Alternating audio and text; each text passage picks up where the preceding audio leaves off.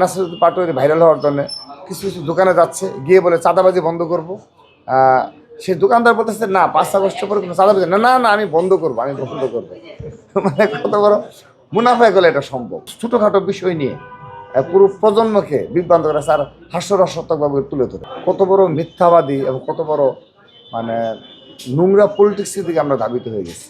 প্রজন্মকে এই কয়েকজন ইউটিউবার এবং এই ধরনের নাসিরুদ্দিন পাটোয়ারি টাইপ আরও বেশ কিছু রয়েছে, এবং এটা শিবিরের বট বাহিনী বলেন কিংবা তাদের ইউটিউবার যারা রয়েছে। আপনি দেখবেন নাসিরুদ্দিন পাটোয়ারি ভাইরাল হওয়ার জন্য কিছু কিছু দোকানে যাচ্ছে, গিয়ে বলে চাঁদাবাজি বন্ধ করবো।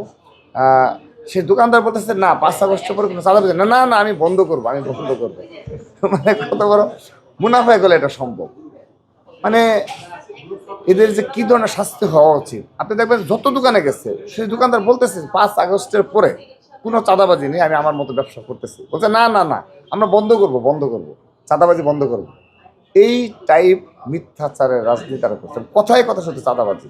তো আমি যদি প্রশ্ন করি, আপনি দেখেন এই দেশের যে ব্যাংক রিলেটেড, বিমা রিলেটেড চাঁদাবাজি না, দখলদারিত্ব, মানে সরাসরি মানে অর্থনীতির যে প্রতিষ্ঠানগুলো আছে সেই অর্থনীতি প্রতিষ্ঠানের অধিকাংশ কে দখল করে, কারা কারা তাদের কবজায় নেওয়ার জন্য সর্বাত্মক শক্তি প্রয়োগ করে? জামাত করে, আর কোনো দল করে, একমাত্র জামাত।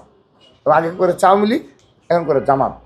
এটা তো ওপেন, এটা ওই জামাতের বিরুদ্ধে সে তো কোনো কথা বলে না। কোনো আপনাদের ইসলামী ব্যাংকে প্রায় 5000-এর উপর কর্মকর্তা কর্মচারীকে বহিষ্কার করে দেওয়া হলো।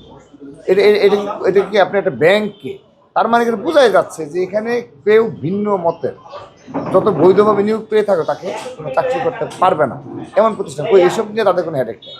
আর হলো মিথ্যাচার, যে ফুটপাত, তারপর হলো আরেকটি বিষয়, তার সবচেয়ে যে বড় গর্হিত অপরাধ করছে, আপনি দেখবেন যে প্রতিটি দোকানে গিয়ে গিয়ে সে একই বক্তব্য দিচ্ছে, চাঁদাবাজি, অর্থাৎ একটা হাইপ তৈরি ধরার।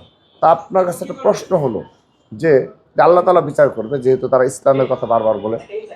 দেখেন যে আমাদের যে মির্জা আব্বাস ভাই রয়েছে, আপনার কি মনে হয় যে বিগত 20 বছর কোনো চাঁদাবাজি করার সুযোগ ছিল বিএনপি নামে? এই মতিঝিল এরিয়া, তার যে 5টি থানা, ঢাকা আর যে 5টি থানা নিয়ে গঠিত, সেই 5টি থানায় আপনার 14 সালের নির্বাচন তো দেখেছেন, 18 সালের নির্বাচন, 14 সালের নির্বাচন দেখেছেন তাকে কীভাবে ঘেরাও করে পেটানো হচ্ছে। তো সেখানে তার নামে কোনো চাঁদাবাজি হওয়া সম্ভব 20 বছর পরে? আর 5 আগস্টের পরে সকল দোকানদার সাক্ষ্য দিচ্ছে যে না, এখন আর কোনো সেই চাঁদাবাজিতে নেই সেটা। কিন্তু তারপরে তারা জোর করে এই বিষয়টা এস্টাবলিশ করতে হবে। কিন্তু এদিক দিয়ে যে হাজার হাজার কোটি টাকার যে খেলা যেগুলো, তারপর দেখেন আপনি এনসিপির যারা, তো অনেকে গ্রেপ্তার হয়েছে, তো অনেকের সম্পর্কে সরাসরি সুস্পষ্ট অভিযোগ আছে, সেগুলো নিয়ে কোনো কথা বলবো না। কিন্তু চাঁদাবাজি না, এগুলো হলো আপনি সরাসরি রাষ্ট্রীয় অর্থনৈতিক যে কাঠামো সেগুলোকে দখল করা।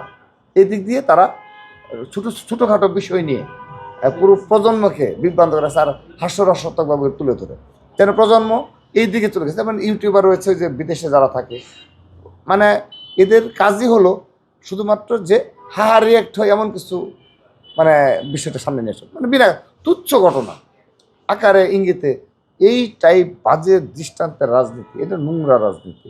এই টাইপ রাজনীতির কোনো অস্তিত্ব আগামীতে যেন না থাকে, এটি আমি কামনা করি। ভবিষ্যৎ প্রজন্ম যেন সুন্দরভাবে পলিটিক্স করতে যেন পারে, এবং এই ধরনের নোংরামির শিকার কেউ যেন না হয়, এমনকি আমাদের যারা প্রতিপক্ষ রয়েছে তারাও যেন নোংরামির শিকার যেন না হয়।